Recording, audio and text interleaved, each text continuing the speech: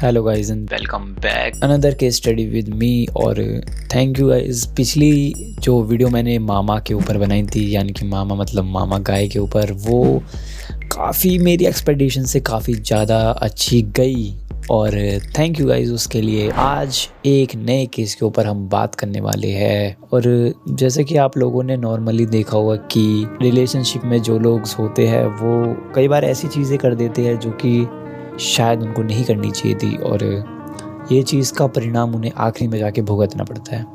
तो आज का जो केस है ये भी कुछ ऐसा ही है। So without further delay, so let's learn about little more this topic which are revolving around माया गोई।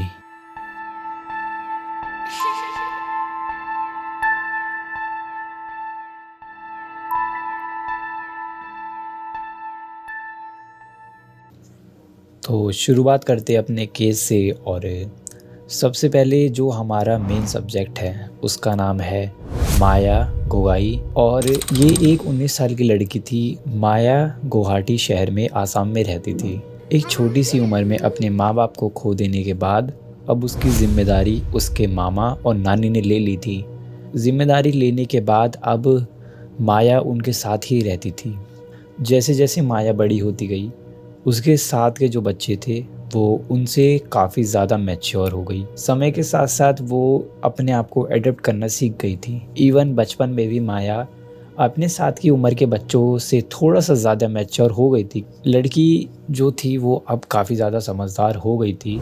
मामा और नानी पर बोझ ना बने इसलिए उसने काफ़ी ज़्यादा मेहनत भी करी। और आज से 4 साल पहले वो आसाम से अपनी बहन के साथ बेंगलुरु में शिफ्ट हो गई थी। वहाँ जाकर उसने कुछ जॉब भी करी और कुछ अदर काम भी करे, जिसकी वजह से वो कुछ अर्निंग भी कर रही थी। पर हमें ये चीज़ भूलनी नहीं चाहिए कि जो माया है वो अब भी एक बच्ची है। अर्निंग तो कर ही रही थी, साथ में सोशल मीडिया पे भी वो एक्टिव थी। बहुत ही अच्छा अच्छा कंटेंट वो बनाती थी और यूट्यूब पर भी वो सेल्फ केयरिंग से रिलेटेड वीडियोस को अपलोड करा करती थी। आज से 6 महीने पहले यानी कि 2024 में कुछ ऐसा होता है जो कि किसी ने भी एक्सपेक्ट नहीं करा होता है। इवन कि माया ने भी ये एक्सपेक्ट नहीं करा होता है कि क्या होगा आगे। माया अब एक ऐसे शख्स से मिलने जा रही थी जो कि उसकी लाइफ को चेंज करने वाला था, और उस इंसान का नाम था आर्यन हनोई। केरला में एक कनीर नाम की जगह है, वहाँ रहता था। ये जो लड़का है इसके पास्ट में इसके मदर और फादर का डिवोर्स हो चुका होता है, जिसकी वजह से इसके जो बचपन है उस पर काफ़ी ज़्यादा इम्पैक्ट। आर्यन अपनी माता के साथ रहता था, पर आखिर अगर कोई बच्चा है तो उसे एक बाप के साए की तो ज़रूरत पड़ती है, जिसको देखते हुए इसकी मम्मी ने एक और शख्स से शादी करी होती है। शादी करने के बाद भी कुछ अच्छा ठीक नहीं चलता है। कुछ समय बाद उनका भी डिवोर्स हो चुका होता है, और 2 बार डिवोर्स होने के बाद जो आर्यन होता है वो इन चीज़ों से बहुत ज़्यादा परेशान हो जाता है। वो डिसाइड करता है कि मैं अपनी मम्मी को छोड़कर कहीं और रहूँगा। और शायद ये चीज़ें तुम्हें गलत लग रही होगी, मुझे भी गलत लग रही है। उसकी मम्मी ने इतनी सारी चीज़ें देख रखी है अपने जीवन में, और उसके बाद भी उसका बेटा भी उसे छोड़ के जा रहा है। पर खैर, केस पे कॉन्सेंट्रेट करते हुए जब ये डिसाइड करता है कि मुझे कहीं और रहना है, इसके ग्रैंडफादर जो होते हैं वो इसकी इतनी बुरी हालत देखकर अपने पास बुला लेते हैं ताकि इस लड़के को सहारा हो जाए। तो अब ये अपने दादा के साथ रहने लग गया था। दादा के साथ थोड़ा सा इसके माइंड पर इम्प्रूवमेंट हुई, पर इतना ज़्यादा फ़र्क नहीं पड़ा।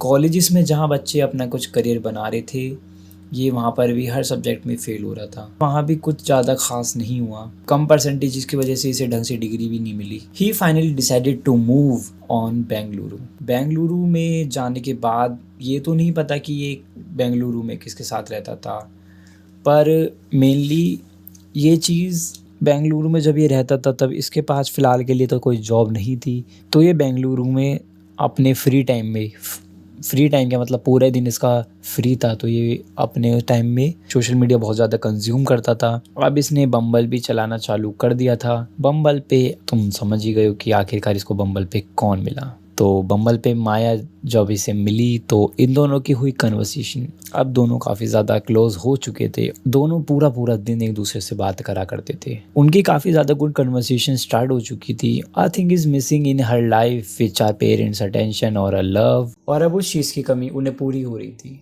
आरव को अब अपनी लाइफ में एक ऐसा इंसान मिल चुका था जो कि ये जानने में इंटरेस्टेड था कि आज उसने सुबह क्या करा और रात को क्या करा। पर अब जो एक प्रॉब्लम थी वो ये थी कि जो आरव है वो अब बेंगलुरु से वापस अपने दादाजी के पास वापस जाने का टाइम उसका आ जाता है, क्योंकि वो अभी बेंगलुरु में किसी के यहाँ पर स्टे कर रहा था और एक आदमी किसी और के यहाँ इतने समय तक स्टे तो नहीं कर सकता। आरव वापस अपने दादाजी के पास चला गया। पर जब आरव यहाँ पर बेंगलुरु में था तो उसने काफ़ी सारी चीज़ें नोटिस करी। जो हमारी मेन कैरेक्टर है यानी कि जो माया है, उसका फ्रेंड ग्रुप्स बहुत बड़ा था। और एज़ यू नो कि वो लड़की बहुत ओपनली थी, एक्सट्रोवर्ट लड़की थी, तो उसके काफ़ी ज़्यादा फ्रेंड्स भी थे और मेल बेस्ट फ्रेंड्स भी थे, जो कि ये चीज़ आरव नोटिस करता है और आरव को ये चीज़ बुरी लगती है। पर आरव उस टाइम पे उसको कुछ नहीं कहता है। कुछ समय बाद माया ने अपनी कॉन्टैक्ट्स के द्वारा आरव की फिर से जॉब लगाई। अब वो फाइनली जॉब कर रहा था, एक अच्छे रिलेशनशिप में भी था और उसके साथ ही अब उसकी लाइफ एक ट्रैक पे भी चल रही थी। एक दिन आरव माया से पूछता है कि क्या हम दोनों साथ में लिविंग में रह सकते हैं। तो माया ने उसका जवाब देते हुए ये कहा, नहीं, हम लिविंग में नहीं रह सकते हैं। मैं एक ऐसे लड़के के साथ नहीं रहना चाहती जो कि ढंग से खुद की एक जॉब भी नहीं कर सकता और उसे भी जॉब दिलानी पड़ी है। तो ये सब चीज़ें आरव जब सुनता है तो ये सब चीज़ें उसे बुरी लगती है, बट उस समय वो उसे कुछ कहता नहीं है। और यही जो चुप्पी थी ये आगे जाकर एक टर्निंग पॉइंट पे आने वाली थी। And she was right about her decision. But ये बात आरव को बहुत बुरी लगी, पर उस समय उसने ये चीज़ बोली नहीं। आफ्टर सम डेज आरव दोबारा से माया से पूछता है कि क्या हम दोनों एक साथ हैंग आउट पे चल सकते हैं। तब माया ने कहा, हाँ, हैंग आउट तो हम कर सकते हैं। दे डिसाइडेड ऑन 23 नवंबर कि वो दोनों मिलेंगे और अपने अपने घर चले जाएंगे। पर ये चीज़ इतनी सिंपल नहीं है जितनी सिंपल कह दी गई थी। 23 नवंबर को इंदिरा नगर के रॉयल लिविंग होटल में स्टे किया, पर आगे जो होने वाला था वो चीज़ काफ़ी ज़्यादा हार्मफुल थी। दोपहर के 12:30 के अराउंड वो दोनों चेक इन करते हैं और ये चीज़ कैमरे में भी कैप्चर हो चुकी थी कि जो माया है वो बहुत ही ज़्यादा खुश थी आरव के साथ। होटल के अंदर जाते नहीं रूम में कुछ घंटे बाद ही उनकी जो लड़ाई है यानी कि जो आपस में उन दोनों का झगड़ा है वो चालू हो जाता है। और ये झगड़ा होने के बाद जब उनका टाइम आता है चेकआउट करने का, तो आरव जो होता है वो डेट्स आगे बढ़ा देता है कि हमें कुछ समय और आगे के लिए ये होटल बुक कर रहा हूँ मैं। 26 नवंबर सुबह के 8:30 बजे आरव होटल से बिना किसी को इन्फॉर्म करे निकल जाता है। और वो कहाँ निकलता है ये चीज़ वो किसी को नहीं बताता। तो जो होटल के मेन स्टाफ होता है वो ये चीज़ नोटिस करता है कि उस रूम में अब कोई हलचल नहीं हो रही है, ना तो कोई रूम से बाहर आ रहा है ना कोई रूम के अंदर जा रहा है। जैसे होटल वाले कॉल कर रहे थे कि मतलब आप चेकआउट कब करोगे, तो वो चीज़ भी नहीं हो पा रही थी। और भी लोगों ने और भी कुछ चीज़ें नोटिस करी, जैसे कि रूम में से फॉल स्मेल आ रही थी। और तो ये चीज़ जो स्टाफ होता है वो चीज़ सॉल्व करने की कोशिश करता है। वो रूम में जाती है और जो रूम का जो डोर होता है वो टोटली क्लोज नहीं होता है, वो हल्का सा ओपन रहता है।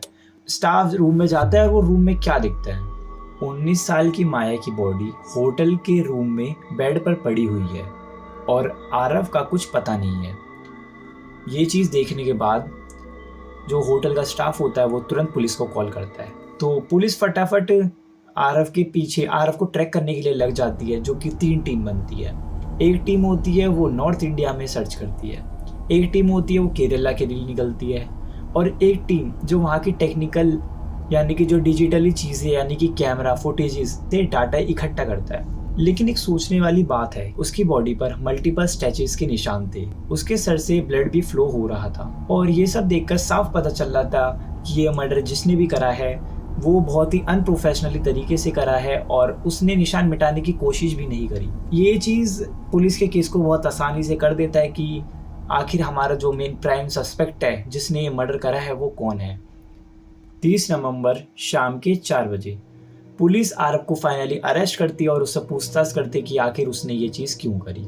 बट एक वियर्ड थिंग हमारे सामने ये चीज़ आती है कि पुलिस ने आरव से पूछा क्यों उसने ये मर्डर करा, तो आरव उससे यानी कि आरव पुलिस से ये कहता है कि ये जो लड़ाई है वो ये चीज़ बता नहीं सकता किसी को भी कि आखिर। बट 3 दिन के कड़े इंटेरोगेशन के बाद पुलिस जो है वो आरव से ये बयान लेती है कि ये मर्डर जो है ये आरव ने ही करा है।